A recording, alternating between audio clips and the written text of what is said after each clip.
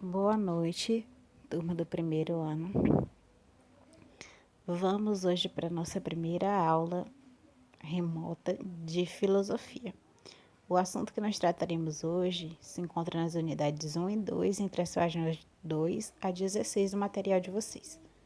Eu sou a professora Paloma e nós vamos ver as disciplinas de filosofia e sociologia. Hoje, especificamente, filosofia, como está aí no slide. Bem, eu tirei algumas fotos do próprio material de vocês, então vocês vão encontrar esse trecho aí nessas páginas da apostila que eu citei, tá? Saber mítico.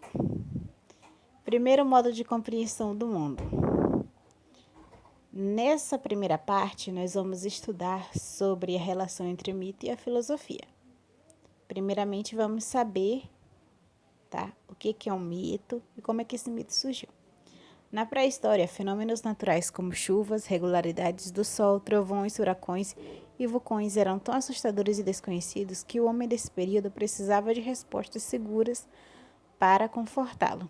Assim, o mito nasce do desejo de entender o mundo e da necessidade de segurança diante do medo das forças naturais. Então, o que nós vemos aqui nessa primeira parte é que os mitos foram histórias criadas para explicar como é que o mundo funcionava, certo? Por que aconteciam chuvas, trovões, furacões e outros fenômenos da natureza. Funções do mito. A função principal do mito não é explicar a realidade, mas acomodar e tranquilizar o ser humano diante de um mundo assustador. O mito, portanto, é uma primeira fala sobre o mundo, uma primeira atribuição de sentimento, aliás, de sentido, sobre a qual a afetividade e a imaginação exercem grande papel. Outra função do mito é a organização da sociedade, dando sentido metafórico às coisas e aos fatos. Nessa organização, o mito cria relações entre seres humanos e estabelece um sistema complexo de proibições e permissões. Por isso, nas sociedades primitivas, os governantes utilizavam crenças mitológicas para legitimar seu poder. Em muitas delas, eles mesmos eram vistos como divindade e a sobrevivência da sociedade dependia da servidão a esses reis, a esse rei Deus. Então, nós vemos aqui que o mito, ele teve algumas funções. A principal, tá, era tranquilizar a humanidade diante do mundo assustador. Então, quando as pessoas passavam a entender nessa época que tudo que acontecia era a vontade dos deuses, isso acabava deixando elas mais tranquilas diante de um mundo tão assustador. Uma outra questão é que surgiu para explicar, né? Surgiu para explicar a natureza, porque, segundo a mitologia, segundo o mito, aqueles fenômenos eram provocados por deuses. E uma outra função era a organização da sociedade, porque, através dos deuses, as pessoas conseguiam entender certas permissões e proibições que existiam na sociedade. Servia para educar as pessoas sobre o que era certo e o que era errado, tá? Os mitos podem ser classificados como teogonias, que explicam a origem dos deuses, como cosmogonias, que explicam a origem do mundo, e como o entendimento da humanidade, que explicam a existência do homem como resultado da vontade divina, tá?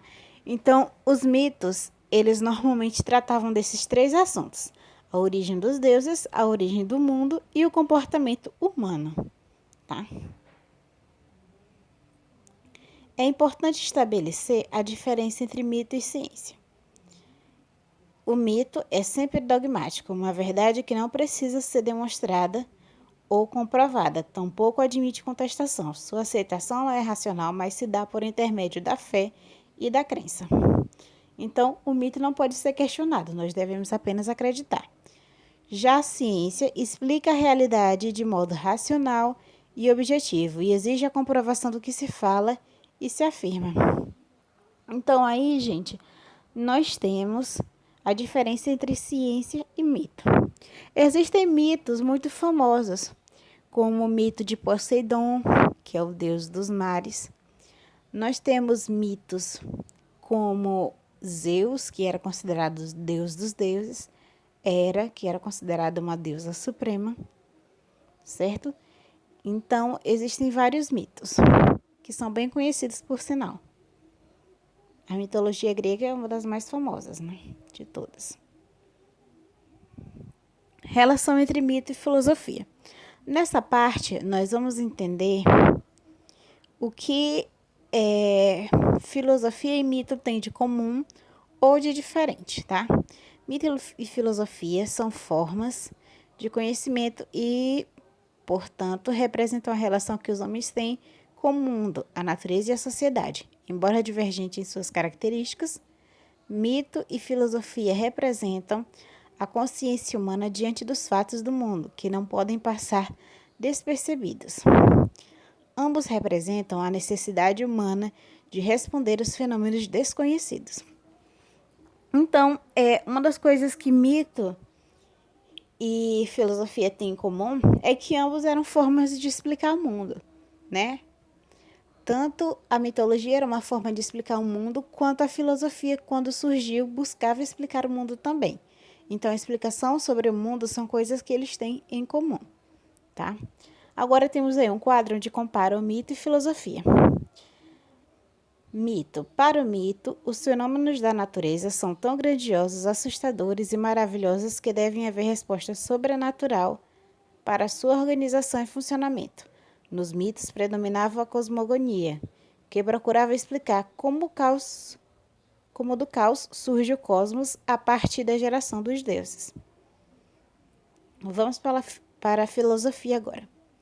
A filosofia, ao contrário, surge como espanto diante da possibilidade de estranhar o mundo e concebê-lo racionalmente.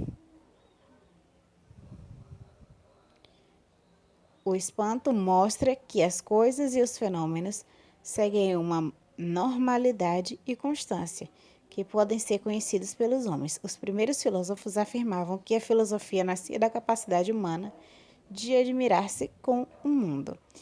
Então, enquanto o mito buscava explicação para o nosso mundo de uma maneira fantasiosa, através de deuses e histórias, a filosofia buscava explicar o mundo através da observação e da razão, ou seja, da nossa racionalidade, do raciocínio, tá? Essa foi a nossa aula. Obrigada pela atenção de vocês. Fiquem com Deus.